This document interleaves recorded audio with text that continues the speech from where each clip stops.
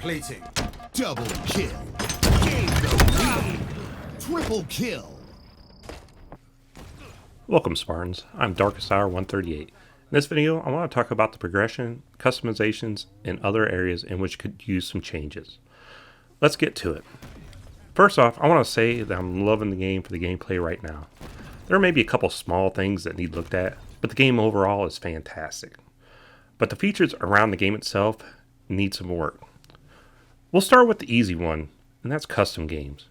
When I first saw the grapple shot, I thought a custom game of rockets and grapple shot or swords and grapple would be huge. But as I explored the options when creating a custom game, there isn't an option to start with certain equipment. If they were to add the option to select the starting equipment, they would also need to add the option of how many times you can use that equipment and cooldown duration. So like I said, that's probably the easiest part. If they could just add those quick little features, that would make custom games that much better. Now to the biggest issue, and that's progression and customization. By now, everybody is well aware of the progression and how slow it is, and with how the system just isn't rewarding. So how can they fix it? Let's start by adding XP gains to certain tasks within the game for each game type.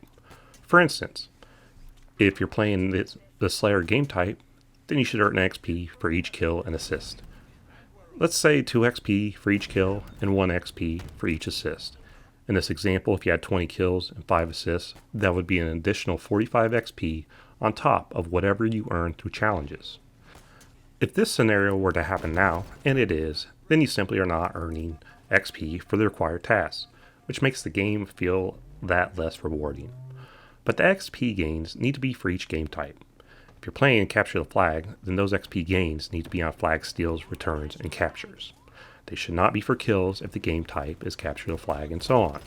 This will also help players want to play the objectives over turning every game into a match of Slayer. This would apply to all game types: XP for zone captures in Stronghold, XP for seconds holding the oddball, and so on. As I mentioned earlier, these gains would all be on top of challenges that you already have, but they should be adjusted accordingly to allow for these other gains. And by that, I mean get rid of the very specific challenge that has players trying to play outside of the objectives. Speaking of challenges, the system in which you swap your challenges could use a small tweak in which if there's an event, then you should be able to swap and try to get one of those challenges. The other day in my upcoming challenges page, the only weekly challenge I had left was for the event.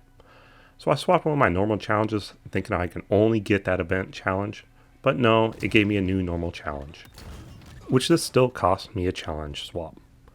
On to the store. I've seen some discussions on how the store items are too expensive, and I have to agree. I don't think they're too far off from light games, but they still need a little more to put them on par with other free-to-play games. Let's look at Apex Legends, for example. This bundle costs $10 and contains a character skin, gun skin, and a couple packs. While in Halo, we do get a full armor set, coating, and some additional pieces for that armor, but it's at a higher price tag. So as you can see, the Halo bundles are lacking and cost more for less. Plus they also introduced a system in which the whole fear of missing out is front and center. And this is after they said we will never have a fear of missing out. The bundles do disappear after a set amount of time, and they never tell you whether they will reappear in the store. So how do you fix it? Instead of removing the bundles, I think they should move them to the back of the store and have the new featured bundles on the main page. This will allow you to always purchase those bundles, and I also think they should go to a discount rate at some point, whether it's 4 or 6 weeks later. This will allow for players that have to have the new armor to buy it now and show it off, while others that are happy with their current armor to wait it out and get it for a bit cheaper. So those are the issues I've seen with the game so far. But I want to know what you think. How can 343 fix these issues? Let me know down in the comments section.